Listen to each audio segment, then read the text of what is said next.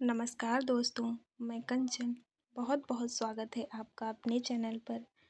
जैसा कि हिंदी विषय को लेकर हाल ही में होने वाली परीक्षाओं में GDC, RPSC, NET, JRF, TGT, PGT इन सब के लिए बहुत ही लाभकारी होने वाली है ये क्लास। यूपीपीएससी जीडीसी 2022 में हिंदी विषय का जो पेपर हुआ था, आज हम इस क्लास में उसके प्रत्येक प्रश्न के चारों ऑप्शंस को डिटेल में सॉल्व करेंगे। जैसा कि ये पेपर आप लोग देख पा रहे हैं, उत्तर प्रदेश लोक सेवा आयोग राजकीय महाविद्यालय प्रवक्ता परीक्षा जीडीसी 2020, परीक्षा तिथि 15 मार्च 2022। ये प्रवक्ता और असिस्टेंट प्रोफेसर को मिलाकर पूरे 20 प्रैक्टिस सेट हैं हमारे, जो इसी चैनल पर मैं प्रतिदिन सॉल्व करवाऊंगी। चलो देखते हैं। इसका पहला क्वेश्चन है, अरस्तु ने विरेचन शब्द किस स्रोत से ग्रहण किया था? का सही आंसर है चिकित्सा शास्त्र। अरस्तु ने विरेचन शब्द चिकित्सा शास्त्र से ग्रहण किया था। विरेचन शब्द यूनानी कैथारसिस का हिंदी रूपांतर है। यूनानी चिकित्सा शास्त्र का पारिभाषिक शब्द है कैथारसिस तथा भारतीय चिकित्सा शास्त्र का पारिभाषिक शब्द आयुर्वेद विरेचन है, जिसका अर्थ होता है रोचक औषधि के द्वारा शारीरिक विकारों अर्थात उदर के विकारों की शुद्धि। स्वास्थ्य के लिए जिस प्रकार शारीरिक मल का निष्कासन शोधन आवश्यक है, उसी प्रकार ईर्ष्या, द्वेष, लोभ, मोह तथा क्रोध आदि मानसिक मलों का निष्कासन एवं शोधन आवश्यक है। विरेचन का उल्लेख अरस्तु की रचनाओं में केवल 2 स्थानों पर मिलता है। प्रथम उल्लेख उसके पोएटिक्स काव्यशास्त्र ग्रंथ में, जहाँ ट्रेजेडी के स्वरूप की ओर संकेत किया गया है। दूसरा राजनीतिक नामक ग्रंथ में, जिसका दूसरा नाम रिटोरिक भी है, जहाँ उन्होंने संगीत की उपयोगिता को प्रतिपादित किया है। इसका दूसरा क्वेश्चन है,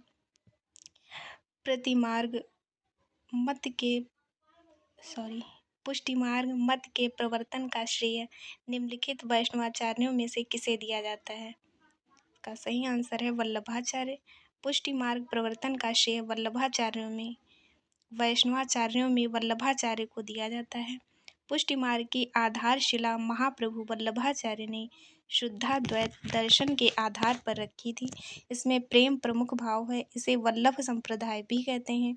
पुष्टि मार्ग शुद्धाद्वैत दर्शन पर आधारित है। पुष्टि मार्ग में भक्त भगवान के स्वरूप दर्शन के अतिरिक्त अन्य किसी वस्तु के लिए प्रार्थना नहीं करता, वह आराध्य के प्रति आत्मसमर्पण करता है। इसको प्रेम लक्षणा भक्ति भी कहते हैं। भागवत पुराण के अनुसार भगवान का अनुग्रह ही पोषण या पुष्टि है। इसका मूल मंत्र उपनिषदों में पाया जाता है। हिंदू धर्म के अनुसार वरुथनी एकादशी की महिमा बहुत ही अधिक है। ऐसा इसलिए है कि विक्रम संवत 1535 में इसी एकादशी को पुष्टि मार्ग के संस्थापक महाप्रभु वल्लभाचार्य का जन्म हुआ था। संसार में दैहिक, दैविक एवं भौतिक दुखों से दुखी प्राणियों के लिए पुष्टि मार्ग वह साधना का पथ है, जिस पर चलकर व्यक्ति कष्टों से मुक्त होकर श्री कृष्ण की भक्ति के अलौकिक आस्वाद को पाकर धन्य हो जाता है।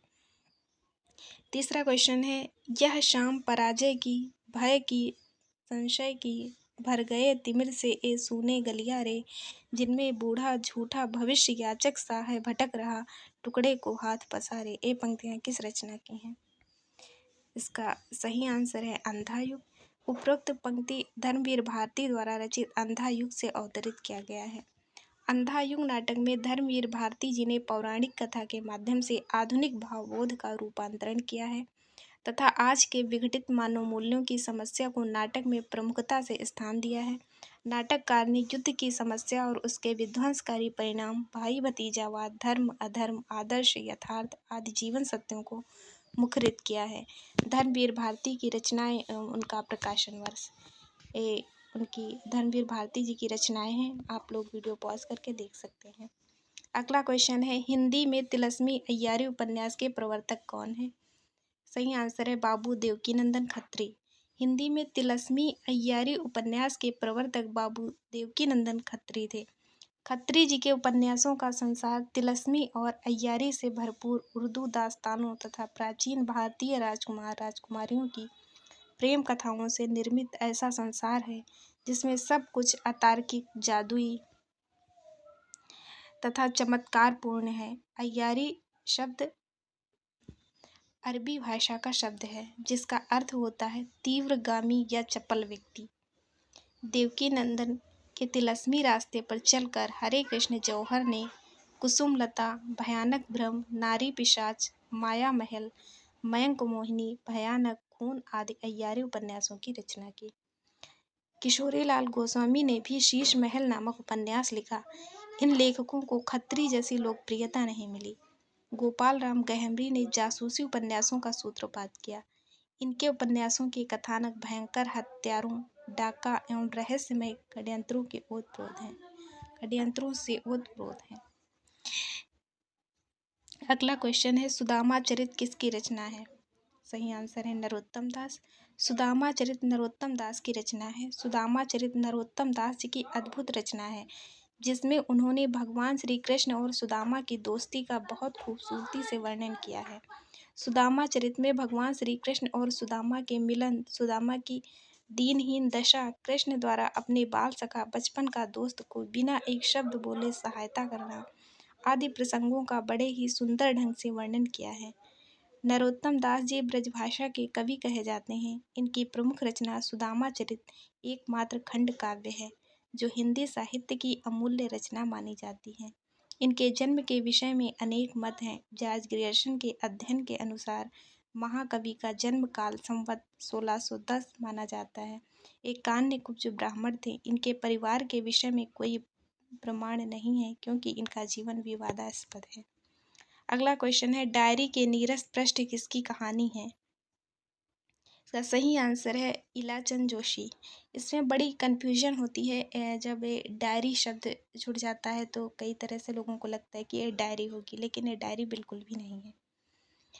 ये डायरी विधा की रचना नहीं है, एक कहानी विधा की रचना है। डायरी के नीरस पृष्ठ इलाचंद जोशी की कहानी है। इलाचंद जोशी अल्मोड़ा के एक प्रतिष्ठित ब्राह्मण परिवार में जन्मे तथा हिंदी में मनोवैज्ञानिक उपन्यास लेखन के प्रणेता थे। आप हिंदी, संस्कृत तथा बांग्ला भाषा के विद्वान थे एवं अंग्रेजी और फ्रेंच के अलावा भी कई विदेशी भाषाओं के जानकार थे। इलाचंद जोशी की प्रमुख रचनाएं इस प्रकार हैं। ये उनकी रचनाएं और प्रकाशन वर्ष है। अगला क्वेश्चन है, निम्नलिखित में से असत्य कथन कौन सा है? द्वंद्वात्मक भौतिकवाद मार्क्सवाद का दार्शनिक दृष्टिकोण है। मार्क्सवाद के अनुसार समीक्षा के लिए कृति ही विचारणीय है। क्रिस्टोफर कार्डवेल की कृति इल्यूजन एंड रियलिटी मार्क्सवादी साहित्य चिंतन की महत्वपूर्ण पुस्तक है। मार्क्सवादी साहित्य चिंतन के मूल उद्देश्य कला और साहित्य को समाज परकता एवं ऐतिहासिक परिप्रेक्ष्य में उसकी अवधारणा के साथ सर्जना माने जा सकते हैं। सही आंसर है बी। मार्क्सवाद के अनुसार समीक्षा के लिए कृति ही विचारणीय यह कथन असत्य है। बाकी तीनों ऑप्शन सही हैं। मार्क्सवाद पूंजीवाद के विरुद्ध एक प्रतिक्रिया है। मार्क्सवाद पूंजीवाद व्यवस्था को समाप्त करने के लिए हिंसात्मक साधनों का प्रयोग करता है। मार्क्सवाद प्रजातंत्रीय संख्या को पूंजीपतियों की संख्या मानते हैं जो उनके हित तथा श्रमिकों के शोषण के लिए बनाई गई है। मार्क्सवाद धर्म विरोधी भी है तथा धर्म को मानव जाति के लिए अफीम कहा है। ये बहुत ही इम्पोर्टेंट है कि किसने मानव जाति अफीम कहा है, यानी कि धर्म को मानव जाति के लिए किसने अफीम कहा है, तो वो है हमारा मार्क्सवाद। मार्क्सवाद अंतर्राष्ट्रीय साम्यवाद में विश्वास करता है। मार्क्सवाद अतिरिक्त मूल्य के सिद्धांत द्वारा पूंजीवाद के जन्म को स्पष्ट करता है। अगला क्वेश्चन है, ब्रह्म समाज की स्थापना किसने की थी? इसका सही आंसर है राजा राम मोहन राय। ब्रह्म समाज की स्थापना राजा राम मोहन राय ने की थी। सन 1813 के बाद ईसाई मिशनरियों ने हिंदू धर्म पर प्रबल आक्षेप करना प्रारंभ कर दिया था। आरंभ में तो राजा राम मोहन राय उन आक्षेपों का उत्तर देते रहे, किंतु बाद में उन्होंने शुद्ध एकेश्वरवाद की उपासना के लिए 20 अगस्त 1828 को ब्रह्म समाज की स्थापना की। उन्होंने किसी नवीन संप्रदाय को खड़ा नहीं किया था, बल्कि धर्मों की उच्च शिक्षाओं के तत्व से एक सामान्य पृष्ठभूमि तैयार की। ब्रह्म समाज का प्रमुख सिद्धांत एक ही ईश्वर की उपासना, मानव मात्र के प्रति बंधुत्व की भावना तथा सभी धर्मों के धार्मिक ग्रंथों के प्रति श्रद्धा उत्पन्न करना था। राजा राम मोहन राय जाति बंधनों का खंडन किया। ब्रह्म समाज के साप्ताहिक अधिवेशनों में वेदों का पाठ और उपनिषदों के बांग्ला अनुवाद का वाचन होते रहे। पूर्वी हिंदी की बोली नहीं है। इसमें हमारी अवधी है, बघेली है, छत्तीसगढ़ी है। इसका सही आंसर होगा बी, बुंदेली हमारी पूर्वी बोली नहीं है। बुंदेली भारत के एक विशेष क्षेत्र बुंदेलखंड में बोली जाती है। यह कहना बहुत कठिन है कि बुंदेली कितनी पुरानी बोली है, लेकिन ठेठ बुंदेली के शब्द अनूठे हैं जो सदियों से आज तक प्रयोग में आ रहे हैं। बुंदेलखंड की पाटी पद्धति 7 स्वर में तथा 45 व्यंजन है का तंत्र व्याकरण ने संस्कृत के सरलीकरण प्रक्रिया में सहयोग दिया है। जॉर्ज ग्रियर्सन ने हिंदी क्षेत्र को 2 भागों पूर्वी हिंदी और पश्चिमी हिंदी में विभाजित किया है। ये जितना भी हमने अंडरलाइन करके रखा है बहुत ही इम्पोर्टेंट है। ऐसे क्वेश्चन आजकल परीक्षाओं में बन रहे हैं। इन्हीं क्षेत्रों में बोली जाने वाली बोलियों को वे हिंदी की बोलियां मानते हैं। ग्रियर्सन पूर्वी हिंदी की उत्पत्ति अर्धमागधी अपभ्रंश से मानते हैं।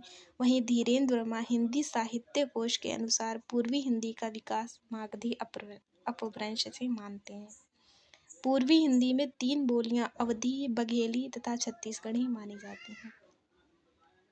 मैं थोड़ा फास्ट पढ़ रही हूँ ताकि बहुत सारे क्वेश्चन हैं और ना अगर डिटेल से बहुत धीरे धीरे पढ़ेंगे तो बहुत समय लगेगा। निम्नलिखित में से एक कहानी प्रेमचंद द्वारा लिखित नहीं है। पत्नी, पूस की रात, कफन, कज़ाकी। तो इसका सही आंसर है ए, पत्नी कहानी जैनेन्द्र कुमार द्वारा लिखा गया है। पत्नी कहानी जैनेन्द्र कुमार की कालजयी रचना मानी जाती है। मौन मितव्यता के धनी जैनेन्द्र कुमार स्त्री मन के चितेरे हैं। दबे पांव स्त्री के अंतस में गहरी पैठ बनाए हुए वे न केवल उसकी दमित आकांक्षाओं और क्षत विक्षत सपनों को सतह पर लाते हैं, बल्कि बेहद अनायास भाव से स्त्री को स्त्रीहीन एवं शून्य बनाने वाली पितृसत्तात्मक व्यवस्था के हृदयहीन चरित्र को भी प्रकाश में ले आते हैं। पूस की रात, कफन एवं कज़ाकी मुंशी प्रेमचंद द्वारा रचित कहानी है। प्रेमचंद मूलतः सामाजिक कहानीकार थे। कहानी विधा के क्षेत्र में प्रेमचंद ने एक क्रांतिकारी परिवर्तन की शुरुआत की। प्रेमचंद से पूर्व जो कहानी लिखी जाती थी उनमें मनोरंजन के तत्व होते थे, किंतु मुंशी प्रेमचंद जी ने सामाजिक समस्याओं को लेकर कहानियां लिखी। अगला क्वेश्चन है, आज नदी बिल्कुल उदास थी, सोई थी अपने पानी में। यह किस कवि की काव्य पंक्ति है? इसका सही आंसर है केदारनाथ अग्रवाल। केदारनाथ अग्रवाल आधुनिक हिंदी कविता के प्रमुख कवि और कथाकार हैं। अपने जनवादी विचारों के लिए प्रसिद्ध तथा साहित्य अकादमी पुरस्कार से सम्मानित हैं। उपयुक्त पंक्तियों के अनुसार एक नदी बिल्कुल शांत है, उसमें कोई हलचल नहीं है, मानो उदास होकर सो गई है। बिल्कुल उसी तरह जैसे एक नारी रोज के काम से थक जाने के बाद उदासीन होकर सो जाती है। चाहे वो नदी हो या नारी, दोनों इस जगत के लोगों की खुशी के लिए अपने अंदर उत्पन्न हुए कंपन को स्वयं तक समेट लेती है। समाज की मर्यादाओं में स्वयं को बांधकर अपने सर पर वस्त्र रखती है। पंक्तियों के अनुसार हमारा भी यह कर्तव्य है कि हम उसे निद्रावस्था में कुछ देर छोड़ दें तथा नारी रूपी नदी को कुछ देर विश्राम करने दें। श्री केदारनाथ जी द्वारा रचित ये पंक्तियां बहुत रूपों में नदी और नारी की अस्त व्यस्त जीवन की झलक दिखाती हैं। यानी नदी नारी का ही प्रतीक है। अगला क्वेश्चन है, क्या गोरी क्या सांवरी संस्मरण के लेखक हैं? देवेंद्र सत्यार्थी, शांति प्रिय द्विवेदी, राम लक्ष्मणीपुरी, कन्हैया लाल मिश्र, प्रभाकर। का सही आंसर है देवेंद्र सत्यार्थी। क्या गोरी क्या सांवरी संस्मरण के लेखक देवेंद्र सत्यार्थी हैं। यह एक संस्मरण विधा की रचना है। स्मृति के आधार पर किसी विषय या व्यक्ति पर लिखित आलेख संस्मरण कहलाता है। यात्रा साहित्य भी इसके अंतर्गत आता है। संस्मरण को साहित्यिक निबंध की एक प्रवृत्ति भी माना जा सकता है। देवेंद्र सत्यार्थी ने लोकगीतों का संग्रह करने हेतु देश के विभिन्न क्षेत्र की यात्राएं की थी तथा इन संस्थानों के संस्मरणों को भावनात्मक शैली में उन्होंने लिखा है। क्या गोरी क्या सांवली तथा रेखाएं बोल उठी सत्यार्थी के संस्मरणों के अपने ढंग के संग्रह हैं। सत्यार्थी जी की प्रमुख कृतियां तथा उनका प्रकाशन वर्ष लिखा हुआ है। अगला क्वेश्चन है, कबीर दास में जो रहस्यवाद पाया जाता है वह अधिकतर सूफियों के प्रभाव के कारण है। यह किसका कथन है? डॉक्टर पुखराज मारू, सोमप्रभ सूरी, आचार्य रामचंद्र शुक्ल, डॉक्टर नगेंद्र। इसका सही आंसर होगा ऑप्शन सी, आचार्य रामचंद्र शुक्ल। आचार्य रामचंद्र शुक्ल के शब्दों में कबीर की वाणी में स्थान स्थान पर भावात्मक रहस्यवाद की जो झलक मिलती है वह सूफियों के सत्संग का प्रसाद है। सूफी कभी भी किसी एक परोक्ष ईश्वर को अपने प्रेम का आलंबन बनाते हैं और प्रेम के रहस्यवादी साधना में प्रवृत्त होते हैं। वह परोक्ष शक्ति दिव्य और अलौकिक रूप वाली है। भक्ति काल के निर्गुण काव्यधारा के ज्ञानाशी शाखा के भक्त कबीर मध्यकालीन संतों और भक्तों की परंपरा में एक शास्त्रीय तत्व ज्ञान और वर्णाश्रम व्यवस्था विरोधी निष्पक्ष और निर्भय भक्त के रूप में प्रसिद्ध रहे हैं। कबीर दास हिंदी साहित्य में आदि रहस्यवादी कवि माने जाते हैं। कबीर के रहस्यवादी कवि व्यक्तित्व की ओर सबसे पहले रविंद्रनाथ टैगोर का ध्यान आकृष्ट हुआ था। तत्पश्चात श्याम सुंदर दास, डॉक्टर राम कुमार वर्मा तथा रामचंद्र शुक्ल ने इनके रहस्यवाद पर विचार किया। श्याम सुंदर दास ने कबीर ग्रंथावली 1928 ईस्वी की भूमिका में तथा डॉक्टर राम कुमार वर्मा ने कबीर का रहस्यवाद 1930 ईस्वी में कबीर को एक सच्चा रहस्यवादी कवि बताया। परंतु आचार्य रामचंद्र शुक्ल ने कबीर के रहस्यवाद को स्वीकार नहीं किया। बाद में आचार्य हजारी प्रसाद द्विवेदी जी ने कबीर नामक आलोचना ग्रंथ के एक पाठ रूप और अरूप, सीमा और असीमा में इस पर चर्चा की है। अगला क्वेश्चन है, सूचना एवं प्रसारण मंत्रालय ने ऑल इंडिया रेडियो के प्रसारण की उद्घोषणाओं में आकाशवाणी शब्द के प्रचलन का निर्देश किस तिथि को दिया? दिसंबर 1957, जुलाई 1950, जून 1949, अगस्त 1948। का सही आंसर है दिसंबर 1957। आकाशवाणी शब्द के प्रचलन का निर्देश तिथि दिसंबर 1957 है। सन 1930 में सरकार ने इन ट्रांसमीटरों को अपने नियंत्रण में ले लिया